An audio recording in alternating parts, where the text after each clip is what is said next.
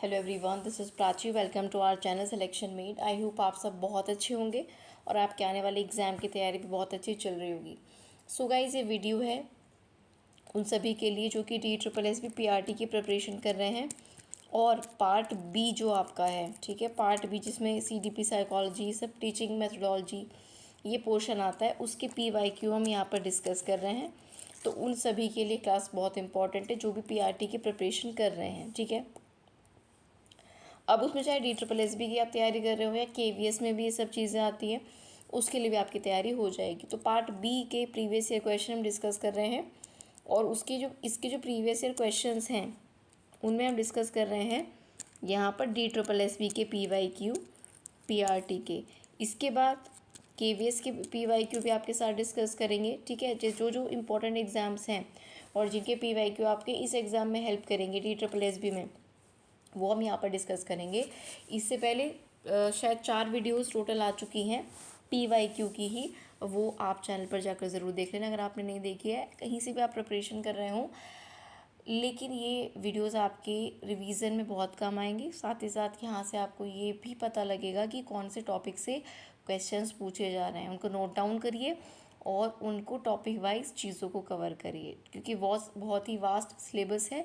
PYQ के analysis पर आप ये समझ पाओगे कि आपको क्या क्या टॉपिक्स और क्या क्या चीज़ें अच्छे से प्रिपेयर करनी है। कुछ का क्वेश्चंस है कुछ स्टूडेंट्स का कि आप बुक्स के बारे में बता दीजिए कि इस एग्ज़ाम की प्रिपरेशन अगर हम खुद से करें तो कौन सी बुक्स प्रेफर करें। उस पर आपको जल्द एक सेपरेट वीडियो देखने को मिलेगा। तो ये था वीडियो के बारे में, ठीक है, एग्ज़ाम के बारे में थोड़ी इन्फॉर्मेशन। अब सीधा आते हैं अपने क्वेश्चन पर। लास्ट वीडियो में कुछ प्रॉब्लम होने के कारण टोटल 50 क्वेश्चन हमारे नहीं हो पाए थे, यानी कि हम 2 पार्ट्स में करते हैं 100 क्वेश्चंस को, 50 एक और 50 एक। तो जो लास्ट 50 क्वेश्चंस थे उसमें वीडियो में कुछ प्रॉब्लम आ गया था, तो 182 क्वेश्चंस ही हो पाए थे।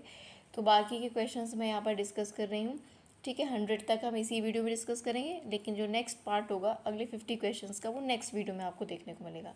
सो are you ready for this session? तो अब अपने पेन पेपर लेके ज़रूर बैठना, जिससे आपको जो भी जिस टॉपिक से क्वेश्चंस आ रहे हैं नोट डाउन करते रहिए। आपको एक ओवरऑल व्यू मिल जाएगा। अगर आप कंफ्यूज है ना कि क्या क्या पढ़ें, क्या क्या टॉपिक्स करें, क्लियर आपके मन में हो जाएगा। ट्रस्ट मी, पूरा वीडियो देखिए, पहले की वीडियोस भी देखिए, आपको ये बहुत अच्छे से समझ आ जाएगा कि क्या क्या पढ़ना है। पहला क्वेश्चन यहाँ पर आज की वीडियो का 183 से शुरू करेंगे। तो 183 में आपसे कहता है विच of the following is not suitable for the location of a school. Blur थोड़ी वीडियो हो सकती है, लेकिन मैं बोल रही हूँ बिल्कुल क्लियरली आपको सुनाई देगा, तो ध्यान से अपना कॉन्सेंट्रेशन आप यहीं पर रखना। Which which of the following is not suitable for location of school. School के लोकेशन के लिए इनमें से क्या सुटेबल नहीं होगा? पहला है आउट ऑफ द सिटी, दूसरा है near nature, away from pollution, place which has health hazards. तो ऑफ कोर्स आप किसी भी स्कूल को आउट ऑफ सिटी रख सकते हैं, नियर नेचर रख सकते हैं, अवे फ्रॉम पोल्यूशन रख सकते हैं, बट जहाँ पर हेल्थ हैज़ार्ड्स हों वहाँ पर आप स्कूल की लोकेशन को नहीं रखेंगे, ठीक है। हेल्थ से जुड़ी जहाँ पर प्रॉब्लम्स होने के चांसेस हों। नेक्स्ट क्वेश्चन है whom should you call if a student falls sick in the classroom। अगर क्लासरूम में कोई स्टूडेंट सिक यानी बीमार हो जाता है तो आप किसको कॉल करोगे, किसको बुलाओगे? तो आप ऑब्वियस सी बात है किसको बुलाओगे? डॉक्टर को, ठीक है। अगला क्वेश्चन है आपके सामने, what are specific interventions strategies of a school. किसी भी स्कूल की जो स्पेसिफिक पर्टिकुलर इंटरवेंशन स्ट्रैटेजीज होती हैं वो क्या होती हैं? तो ध्यान से सुनना, किसी भी स्कूल की जो स्पेसिफिक इंटरवेंशन स्ट्रैटेजीज होती हैं, सुनो उसमें क्या क्या है। Nutrition and food safety, water quality, air quality. Water की क्या क्वालिटी है, एयर की क्या क्वालिटी है, nutrition and food safety, sanitation facility कैसी है, साफ़ सफाई, ट्रांसपोर्टेशन कैसा है, वेस्ट का मैनेजमेंट कैसा है, फैसिलिटीज़ डिज़ाइन, ठीक है। ये सब चीज़ें होनी चाहिए। तो ये सब चीज़ें आपकी स्पेसिफिक इंटरवेंशन स्ट्रैटेजीज़ में आएंगी। वीडियो को पॉज करके चाहे लिख लेना या पढ़ लेना, इंपॉर्टेंट क्वेश्चन है। क्या क्या होते हैं एक बार फिर से रिवाइज कर लेते हैं। Nutrition and food safety, water quality, air quality, sanitation facility, transportation, waste, facilities design, ये सारी चीज़ें इसमें आती हैं। नेक्स्ट क्वेश्चन है, how can a school deal with health related problems. एक स्कूल हेल्थ रिलेटेड प्रॉब्लम्स के साथ कैसे डील कर सकता है, ये क्वेश्चन है। सो फोर्थ ऑप्शन इसका करेक्ट होगा, by providing basic knowledge about managing respiratory infections, asthma and diarrhoea. ठीक है, किसी भी हेल्थ रिलेटेड प्रॉब्लम की अगर हम बात करें तो आपको बेसिक नॉलेज बतानी है। ठीक है, आपको बेसिक नॉलेज प्रोवाइड करानी है कि कैसे आप जो रेस्पिरेटरी इन्फेक्शंस होते हैं, सांस के थ्रू जो इन्फेक्शंस हो सकते हैं, अस्थमा या डायरिया, ये एग्जाम्पल दिया है कि इनकी बेसिक नॉलेज इनको मैनेज करने की आपको प्रोवाइड करानी चाहिए। श्वसन संक्रमण, अस्थमा और दस्त के प्रबंधन के बारे में बुनियादी ज्ञान प्रदान करना। नेक्स्ट क्वेश्चन है, विच of the following entities recommends basic safety assurance of students in school.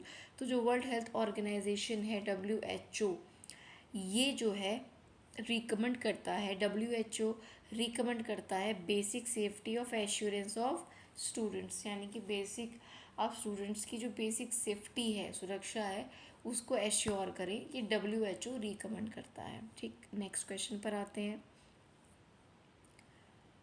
How does planting shade providing trees around school grounds help students. अगर आप प्लांटिंग शेड प्रोवाइड करते हो, ट्रीज़ है ना, प्लांटिंग शेड के रूप में ट्रीज़ को अराउंड स्कूल, तो ये कैसे स्टूडेंट्स की हेल्प करता है, तो ये हेल्प करता है रिड्यूस करने में अल्ट्रा वायलेट रेज को आप तक पहुंचाने में। सूर्य से तो बराबर अल्ट्रा वायलेट रेज आ रही हैं, ठीक है, तो यहाँ पर क्या होता है, ये जो पेड़ हैं इनकी हेल्प से वो आप तक कम पहुँच पाए, है ना। तो ये अगर एक पेड़ों की शेड में प्लांटिंग की जाती है स्कूल के चारों तरफ, तो ये आपकी हेल्प करता है रिड्यूस करने में अल्ट्रा वायलेट रेज को, ये आपको याद रखना है। नेक्स्ट क्वेश्चन है आपके सामने, it is possible every circumstance that the children may develop the skills of observing a livelihood in local economy available to them by including dash in complete educational routine। प्रत्येक परिस्थिति में यह संभव है कि बच्चे पूर्ण शैक्षणिक दिनचर्या में किसके साथ साथ, यानी उसके सहित उपलब्ध स्थानीय अर्थव्यवस्था में आजीविका को देखने के कौशल को विकसित कर सके। तो किसके साथ साथ, वर्क के साथ साथ, यानी कि कार्य के साथ साथ। इस क्वेश्चन में क्या कहा गया है कि स्कूल का जो काम है, वर्क है, वो तो बच्चे करें, साथ साथ में आप कैसे इकोनॉमिकली चीज़ों को अपनी आजीविका चलाने के लिए कोई अपने स्किल डेवलप अपने अंदर कर सकते हो, वो भी बच्चे ऑब्जर्व कर पाए। सीधा सीधा इसमें ये कहा गया है। अगला क्वेश्चन है, विच of the following is not a factor that is essential for the success of work education. कौन सा फैक्टर एसेंशियल नहीं है वर्क एजुकेशन में सक्सेस के लिए। तो dignity of labour and pessimistic attitude. Work education की सक्सेस के लिए ये ज़रूरी नहीं है डिग्निटी ऑफ लेबर और पेसिमिस्टिक एटीट्यूड होना, लेकिन क्या ज़रूरी है ब्रॉड माइंडेडनेस, मतलब खुली सोच रखना, एक तरीके से ब्रॉड माइंडेड होना। Positive relationship between community and school होना चाहिए। फीलिंग ऑफ कोऑपरेशन, साथ में सहकारिता से, सहयोग से काम करने की फीलिंग होनी चाहिए। तो क्या क्या होना चाहिए ये भी ध्यान रखना, क्या नहीं होना चाहिए वो इम्पोर्टेंट नहीं है। यहाँ पर इम्पॉर्टेंट है 3 पॉइंट्स कि वर्क एजुकेशन की सक्सेस के लिए क्या क्या एसेंशियल है, ब्रॉड माइंडेड होना, कम्युनिटी और स्कूल के बीच पॉजिटिव रिलेशनशिप होना और फीलिंग ऑफ कोऑपरेशन होना। नेक्स्ट क्वेश्चन पर आ जाइए, national curriculum framework for school education as developed by NCERT 2000 has given a new term work education instead of earlier name. Very very nice and important question. NCF द्वारा, जो कि NCERT ने दिया, एक नई टर्म आई है वर्क एजुकेशन। सिंपल पूछा है, वर्क एजुकेशन को पहले क्या बोला जाता था, तो इसको वर्क एक्सपीरियंस बोला जाता था। इसको वर्क एजुकेशन अब बोला जाता है, पहले इसको वर्क एक्सपीरियंस बोला जाता था। सीधा सीधा आपसे ये एक सवाल पूछा गया है, तो याद रखना, जिसे वर्क एजुकेशन अब बोल रहे हैं उसको वर्क एक्सपीरियंस पहले बोला जाता था। Next question, creating opportunities to promote teacher collaboration is essential for। Teachers के कोलैबोरेशन को प्रमोट करने के लिए, टीचर्स में कोलैबोरेशन को बढ़ाने के लिए अपॉर्चुनिटीज़ देना ठीक है, ये किसके लिए ज़रूरी है? ये ज़रूरी है for teachers professional development. Teachers professionally develop कर पाए तो उनमें कोऑपरेशन होना, कोलैबोरेशन टीचर्स का कराना ये ज़रूरी है। नेक्स्ट क्वेश्चन की बात करते हैं। नेक्स्ट क्वेश्चन आपके सामने है, dash can offer teachers even in low resource environments access to content, curriculum, colleagues and a variety of learning experiences. देखो, जो आईसीटी है, बात हो रही है आईसीटी के, जो टॉपिक्स को माइंड में रखना, ठीक है। जब हमारे कुछ पेपर हो जाएंगे ना, पीवाईक्यू, थोड़े 4-5 से पेपर हो जाएंगे, अभी तो सेकंड पेपर चल रहा है, तब मैं भी एक वीडियो में आपके साथ कंक्लूड करूँगी कि ये टॉपिक्स हैं जिनसे आपसे क्वेश्चंस पूछे जा रहे हैं, तो उनको आप उस जगह भी नोट डाउन कर सकते हो, लेकिन खुद भी ऑब्जर्व करते चलिए, ठीक है। 4-5 पेपर हम कर लें तो अच्छे से एनालिसिस हो जाएगा, फिर हम नोट डाउन कर लेंगे कि ये टॉपिक्स हमें करने हैं। मैं आपको टॉपिक वाइज भी पढ़ा दूँगी अगर आप लोग बोलोगे तो, है ना। वीडियोस कितने लोग देखते हैं ये हर चीज़ पे डिपेंड करता है, तो अगर आप लोग बोलोगे तो हम टॉपिक वाइज भी सब कुछ डिस्कस कर लेंगे। और ये नहीं कि ऐसे ही करेंगे, अच्छे से करेंगे। NIOS, इग्नू, ये सब उसमें इंक्लूड होगा, ठीक है। तो आईसीटी की बात यहाँ पर हो रही है। Back to the question, ICT can offer, ICT क्या क्या ऑफर कर सकती है टीचर्स को इन लो रिसोर्स, अगर कम रिसोर्सेज भी है ना, कम संसाधन है टीचर्स के पास, उसके बाद भी आईसीसी कंटेंट में हेल्प कर सकती है टीचर की, करिकुलम में, कलीग्स, है ना, वैरायटी ऑफ लर्निंग, बहुत कुछ दे सकता है आईसीटी के हेल्प से। टीचर बहुत कुछ अरेंज कर सकता है। नेक्स्ट क्वेश्चन है, to encourage fellowship among parents, teachers, children, community. Fellowship यानी को बढ़ाने के लिए टीचर, पेरेंट, चिल्ड्रन और कम्युनिटी में डैश हैज़ टू इस्टेब्लिश, क्या होना चाहिए? तो ऑब्वियसली जब यहाँ पर पेरेंट टीचर हैं, चिल्ड्रन और कम्युनिटी है, ये एक दूसरे से कनेक्टेड होंगे, इनमें फेलोशिप आएगी। कैसे? पेरेंट टीचर की जब एसोसिएशन होगी तब। तो उसके लिए क्या ज़रूरी है?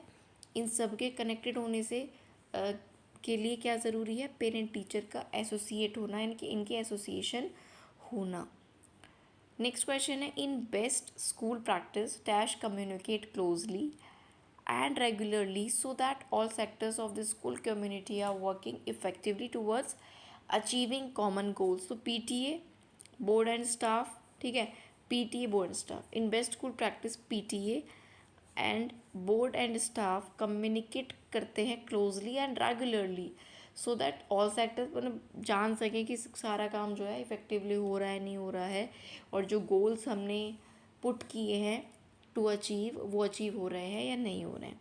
तो पीटीए, बोर्ड एंड स्टाफ इसका करेक्ट आंसर हो जाएगा। Next question, the major role of primary school leading teachers is to, major role क्या है प्राइमरी स्कूल का? Improve the skill, knowledge and performance of teaching workforce.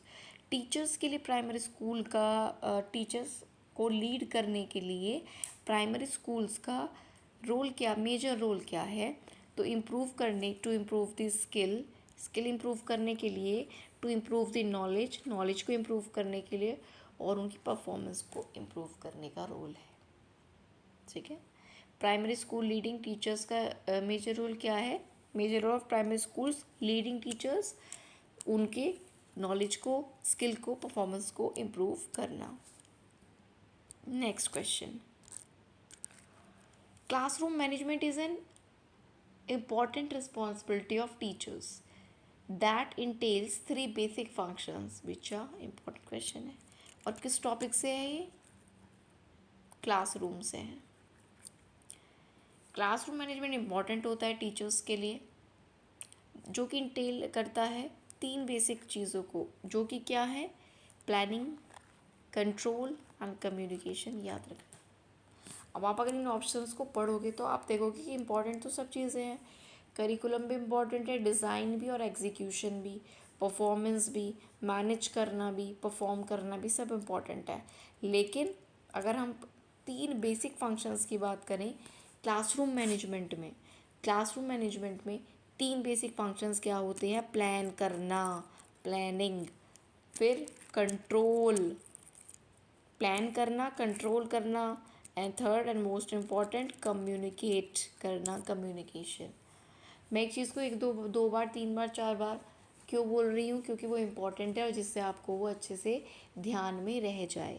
तो planning, control and communication are 3 basic functions for classroom management. Next question पर आते हैं। For effective functioning, primary school teachers are expected to be efficient in organizing. Effective functioning के लिए school या class effectively चले उसके लिए प्राइमरी स्कूल के टीचर्स को ये माना जाता है कि वो इनको ऑर्गेनाइज करने में एफिशिएंट हों। क्या? प्ले प्रोजेक्ट्स करवा पाएँ, डिस्कशंस करवा पाएँ, डायलॉग्स, बातचीत, ऑब्जर्वेशंस एंड विजिट्स। इस चीज़ में क्या हो, जो टीचर्स हैं उनसे ये एक्सपेक्ट किया जाता है कि इन सबको वो ऑर्गेनाइज कर सके। Play projects, discussions, dialogues, observations and visits. Clear है? नेक्स्ट क्वेश्चन पर आते हैं। Dash includes using appropriate games to improve the child's literacy and numeracy. It also includes parents being assisted to arrange effective learning spaces for child. इसको बोलते हैं parent engagement. Parent engagement में क्या होता है? क्वेश्चन ऐसे पूछा जा सकता है, व्हाट इंक्लूड्स पेरेंट इंगेजमेंट और what is parent engagement. So it देखो, पेरेंट इंगेजमेंट इंक्लूड करता है using appropriate games to improve child literacy numeracy. आप अप्रोप्रिएट गेम्स को यूज़ करो बच्चे की लिटरेसी और न्यूमरेसी को बेहतर बनाने के लिए। और इसमें इंक्लूड होता है parent being assisted to arrange effective learning space, अपने बच्चे के लिए वो बना पाएँ, ये होता है इसमें। ठीक है। अभिभावक जुड़ाव में बच्चे की साक्षरता और संख्यात्मकता में सुधार करने के लिए उपयुक्त खेलों का उपयोग करना और बच्चे के लिए प्रभावी शिक्षण जगहों की, जगह का मतलब नहीं है प्रॉपर उनको लर्निंग स्पेस देना, उससे मतलब है।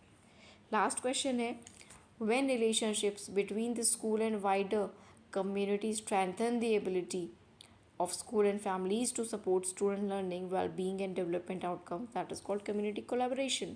ये सब चीज़ें कम्युनिटी की कोलैबोरेशन से ही तो पॉसिबल हैं। क्या? जब स्कूल और व्यापक समुदाय के बीच जो संबंध होता है वो छात्र शिक्षक के कल्याण और विकास के परिणामों का समर्थन करने के लिए स्कूल और परिवारों की क्षमता को मजबूत करता है, तो उसको कम्युनिटी कोलैबोरेशन बोला जाता है, या हिंदी में कहें तो सामुदायिक संबद्धता कहा जाता है। ठीक है। तो इस वीडियो में इतना ही रखेंगे, क्योंकि सेपरेट हम 50-50 क्वेश्चंस का सेशन लेकर चल रहे हैं, तो उसको ब्रेक ना करते, क्योंकि सेशन बीच में ही छूट गया था किसी रीज़न से। तो इस वजह से हमने यहाँ पर ही 200 क्वेश्चंस मतलब 100 क्वेश्चन कंप्लीट करा दिए हैं। अब यहाँ पर हमारे 2 प्रीवियस ईयर पेपर कंप्लीट होते हैं, जिनमें हमने कितने क्वेश्चंस कर लिए हैं? 200, 50 50 50 50। ठीक है। 200 क्वेश्चंस हम यहाँ पर अच्छे से, बहुत अच्छे से प्रैक्टिस कर चुके हैं, टॉपिक्स देख चुके हैं, किस किस टॉपिक से क्वेश्चंस आए हैं। ठीक है। इसी तरह से पीआरटी के 2018 का पेपर हम कर रहे हैं फ़िलहाल। इसके बाद जो और पेपर हुए हैं वो करेंगे, केवीएस के पेपर भी करेंगे, और अगर आप लोग बोलोगे तो टॉपिक वाइज भी चीज़ों को डिस्कस कर लेंगे। और बुक के बारे में भी एक सेशन लेकर आएंगे कि बुक से आपको पढ़ना है तो आप कैसे पढ़ सकते हो। ठीक है। लेकिन आप हमारे साथ जुड़े रहिए, बने रहिए, और अगर आपको आगे तैयारी करनी है, वीडियो आपको अच्छा लगा तो चैनल को सब्सक्राइब करके बेल आइकन ज़रूर प्रेस करें। अपने दोस्तों को भी ये वीडियोस आप शेयर करें, वो लोग भी जिससे यहाँ से प्रैक्टिस कर पाए, हम भी और लोगों तक पहुँच पाएँ। वीडियो अच्छा लगा हो तो लाइक ज़रूर करें। मिलेंगे नेक्स्ट वीडियो में, ज़रूर देखिएगा, पढ़ते रहिए। Thank you so much.